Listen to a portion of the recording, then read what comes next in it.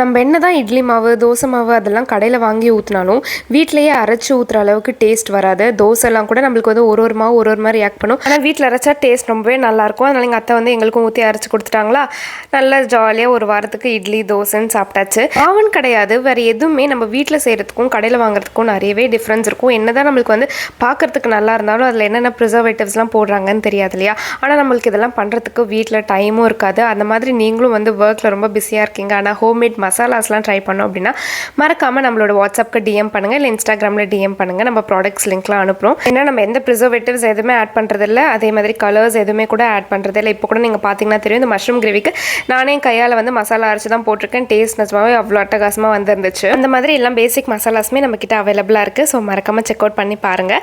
நான் first time வந்து veg biryani try பண்ணியிருந்தேன். ஆனால் சிக்கன் பிரியாணிலாம் நிறைய வாட்டி பண்ணியாச்சு. சரி வெஜ் பிரியாணி பண்ணிடுவோமே அப்படின்னு சொல்லிட்டு ட்ரை பண்ணியிருந்தேன். ஆனால் பாஸ்மதி ரைஸ் கம்மியாக இருக்குன்னு கொஞ்சம் நார்மல் ரைஸ் மிக்ஸ் பண்ணிட்டேன்.